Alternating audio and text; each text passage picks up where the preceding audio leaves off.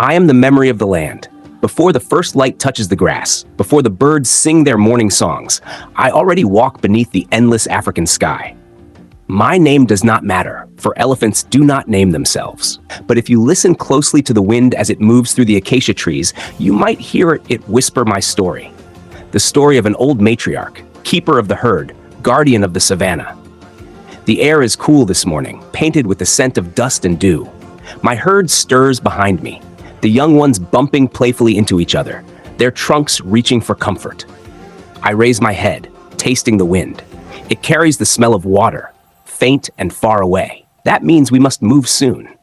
In my mind, maps stretch across the years. Rivers that have dried, plains that have burned, and the secret paths my ancestors followed to survive. My grandmother taught me those paths. I still remember her slow, deliberate steps and the deep rumble of her voice as she spoke to us in the language of the earth. Never forget, she would say. The savanna remembers, even when we forget. Now I carry that same memory. For her, for my mother, for the generations that will follow me. The sun begins to rise, a red disk swelling behind the horizon. The light spills across the land, turning the grass into rivers of gold. This is the moment I love most, when the night surrenders and life awakens. Herds of zebra move in striped silence. Giraffes stretch their long necks to nibble on thorny trees. Far away, a lion roars, deep and distant, a sound of hunger and power. The calves huddle closer, their eyes wide with instinctive fear. I rumble softly, reassuring them.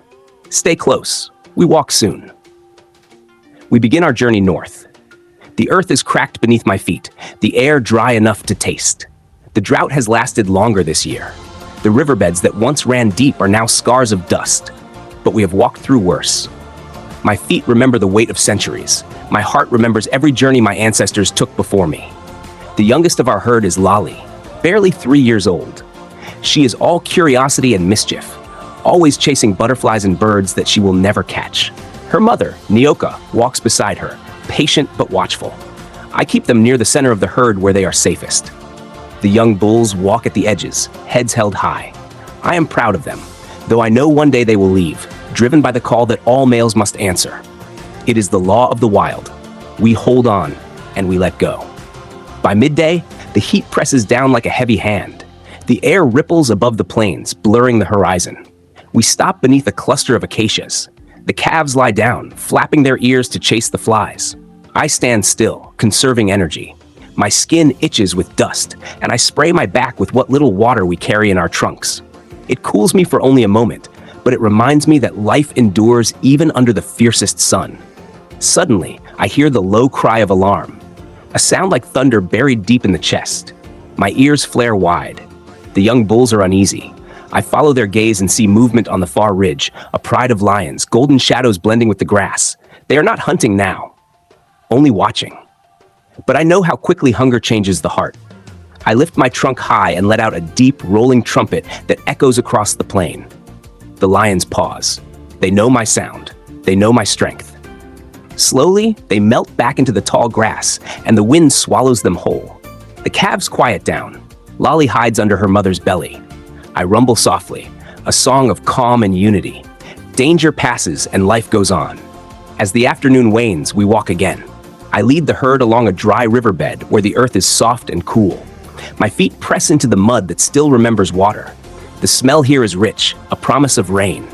We dig with our trunks, breaking the crust of soil until dark, moist sand appears. The calves squeal with delight as small pockets of water bubble up. It is warm, but it is life. We drink slowly, reverently. I feel the strength return to my body, and I thank the spirits of the land. When the sun sinks low, painting the sky in crimson and violet, I guide the herd toward a grove of baobab trees. Their swollen trunks rise like ancient guardians. They have watched over this plain for 1,000 years. Beneath their shade, I listen to the whispers of the evening. The wind hums through the branches, carrying the voices of elephants long gone. I close my eyes and hear them clearly. My mother's call, my grandmother's song, the echoes of those who once walked where I stand. Night arrives gently. The stars bloom above us, bright and countless. The calves drift to sleep, leaning against one another. I stay awake, as I always do. My eyes watch the horizon. My mind listens for danger.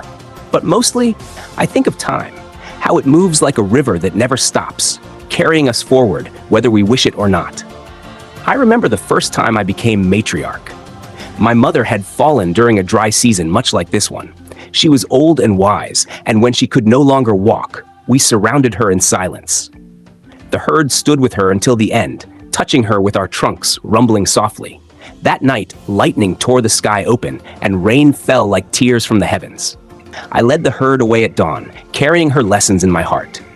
Leadership is not power. It is memory, patience, and the strength to endure loss. Now, years later, I am the one who carries those memories. I am the bridge between past and future. I walk the same path she once did, guiding my herd toward survival, toward hope. As the first cool wind of night brushes against my skin, I raise my trunk to the stars. The scent of rain is stronger now, still far away, but closer than before. I rumble softly, a message to the herd. Tomorrow we walk again, toward water, toward life. The calves stir, as if hearing my promise in their dreams. Lolly twitches her ears, murmuring in her sleep. I look across the savanna where shadows and moonlight dance together. Somewhere out there lions sleep. Hyenas laugh in the dark. The earth itself hums with the rhythm of life and death. And in the middle of it all, we stand. Giants of memory, guardians of the land. My heart beats slowly, steady as the earth beneath me. I have seen drought, fire, and the cruelty of men. But I have also seen kindness, rebirth, and the endless beauty of dawn after the storm. I do not know what tomorrow will bring, but I know this. As long as elephants walk this earth, the savanna will remember. And as long as I breathe, I will lead, not as a ruler, but as a mother, a teacher, a keeper of time itself. The morning comes heavy with clouds, swollen and dark, stretching from horizon to horizon. The wind tastes of rain. For weeks I have led my herd across the plains, following the smell of damp air, the distant roll of thunder. We have walked through silence, through dust so fine it coats our skin like ash. But now at last the sky prepares to break. The calves can feel it too. They sway their trunks upward, catching the first drops that fall from above. Their eyes sparkle with joy. Lolly runs in circles, splashing her feet in the softening soil. Her laughter, if elephants can laugh, sounds like a song. Even the old ones lift their heads higher, sensing relief. Then, the storm arrives. It begins as a whisper, then builds into a roar. The rain pours down in silver sheets, washing the land clean. I stand in the open, letting it strike my skin, cool and heavy.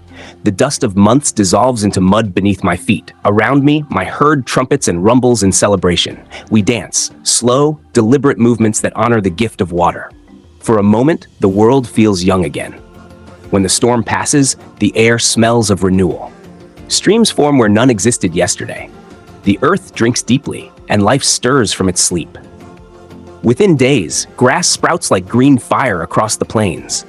The river that was once dry now murmurs again. It is a sound I could never forget, the voice of life itself. We travel to the water's edge. Reflections ripple on the surface, faces of the herd, the sky above, and somewhere within the ripples, ghosts of those who came before. I lower my trunk, touch the cool water, and close my eyes. I remember my mother here, the last place she drank before she fell. I can almost feel her presence beside me, gentle and patient. Lolly splashes too far and squeals when a fish flicks past her foot. The herd rumbles in amusement. I reach out, pulling her close with my trunk, and she presses against me. Stay near, I tell her softly. The river gives life, but it takes two. For every blessing in this land, there is balance. Predators watch, floods follow rain, and humans, always watching from the edge, come closer with each season. It was a week after the rain when we first saw them. Two-legged creatures in shining shells of metal. They rolled across the plain in growling machines that belch smoke. I have seen them before. They come with boxes that flash light and tools that cut trees. But sometimes, they come with guns. I motion for the herd to stay low among the trees. My heart beats slow but strong. The humans stop near the river, pointing their strange eyes at us. I can feel their gaze, heavy and curious. For a moment, I wonder if they understand what they see. Not beasts, but families, mothers and children bound by memory. A sharp crack splits the air. The birds explode from the trees. The calves scream. My body moves before thought. I push Lolly and the young ones behind me, spreading my ears wide. The sound was only thunder from the distance, but for a heartbeat, I feared it was the sound I have heard before. Death, carried on the wind. Humans are part of this land now, for better or worse. Some hunt us for ivory, for trophies. But some protect. I have seen them too, the ones in green cloth who drive away the poachers, who guard the watering holes. They are the strange allies we never asked for, yet somehow need. Days pass peacefully after the storm. The savanna bursts into color. Butterflies drift above the flowers. Wildebeests thunder across the horizon in great waves of movement. The herd grows stronger with each sunrise. Nyoka, Lali's mother, grows heavy with another calf. The circle of life turns again, but peace never lasts forever. One evening, as the sun bleeds orange into the grass, I sense unease. The air is too still. No birds sing. The wind has gone silent. My ears twitch, searching for what the quiet hides. Then I hear it, a faint, rolling growl, followed by the heavy pad of feet. Lions. They come not as shadows now, but as hunger given form. 5 of them, eyes glinting in the half-light. The herd tightens around the calves. I rumble low, calling the young bulls forward. We form a wall, a living fortress of tusks and muscle. The lions circle, seeking weakness. A young male elephant, brave but foolish, steps too far. One lion charges. The ground trembles with the clash. I lunge, trumpet so loud that the air vibrates. The lions retreat, snapping and snarling. We push forward as one, stamping the earth until they scatter back into the dark. When it ends, the herd stands silent but unbroken. The night smells of sweat, dust, and victory. I breathe deeply, proud but weary. Every battle reminds me that the savanna belongs to all who have the strength to survive. Weeks pass, seasons shift again. The rains fade, leaving behind shimmering pools and lush grazing grounds. My herd grows. Calves learn to use their trunks to break branches, to dig, to play. They are my future, the pulse that will remain when I am gone.